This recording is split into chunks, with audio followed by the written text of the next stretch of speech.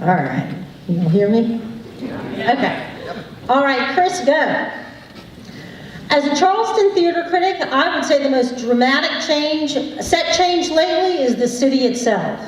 Today, the skyline is punctuated by as many cranes as steeples. We once gazed over it, sighing, "Ah, the holy city."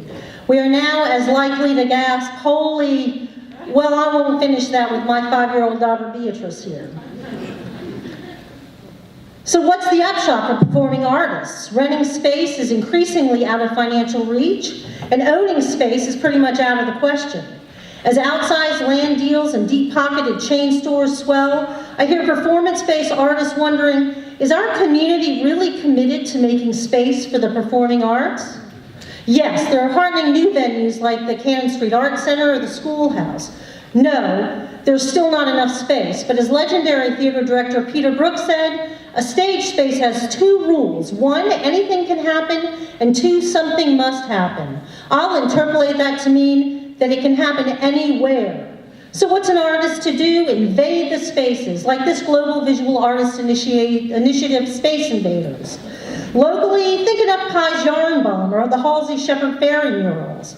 Whether a locale accommodates performance or is site-specific and informs it, non-traditional spaces may be just the ticket for artists to reclaim our commodified city.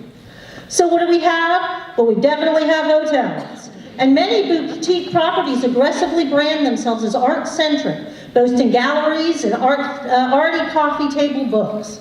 Take them at their stylishly spun word and urge them to make room for live performance.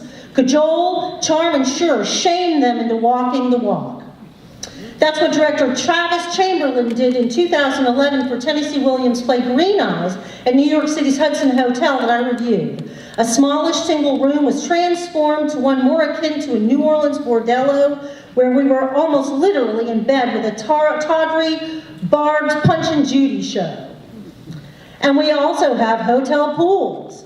Whether by floating platforms or through full aquatic immersion, pools are rife with possibility for inventive theater makers. In this city submerged in the subject of water, this site seems particularly specific. There's something about the smell of an over-chlorinated, roofed-in hotel pool that could sink 1,000 souls. I saw Philadelphia-based Headlong Dance and Theater Company use such a pool near Mass Mocha to lull a traveling businesswoman character into a watery realm afloat with fairies. It was utterly otherworldly. You know that old adage about bringing the mountain to Muhammad? In Charleston, similarly, unbudging individuals are settled in at one of our many watering holes. Rather than wrench them from their bar stools and into a theater seat, belly up on site and put on a show. Such was the first turf of the National Theatre of Scotland's The Strange Undoing of Prudencia Hart, though last year's Spletta Festival it played at Wolf Street. Either way, drams of whiskey were imbibed as we watched Prudencia dance with the devil. Covering the 2006 Vienna Festival, I happened along a street of shops that were closed for the evening, but one was lit up and amplifying voices streetward. With the crowd gathered outside, I peered in on a performance of a posh dinner party, glasses clinking, chatting away in German with dinner table, social dynamics full tint. Today, Chicago's storefront scene is such a prominent player that it is now the topic of plays and the subject of national press. Charleston's own Fifth Wall Productions manned a modest space at Citadel Mall, and for the play Snowblind transformed it into the equally bleak setting of a snowed-in Narcotics Anonymous meeting. Where better to feel the urban cacophony of a growing metropolis than atop a parking garage? Charleston is peppered with some perfectly situated concrete roosts with the cityscape as their backdrop, and patron parking could not be more proximate. One man's architectural scourge is another's skateboard musical. In 1979, Julian Wiles of Charleston Stage set a work atop the George Street parking garage exposing, yes, the fallout of development, namely that of the then new crosstown which felled homes and vivisected socioeconomic groups. Seized the street, did what the community had not, gave voice to our diverse city.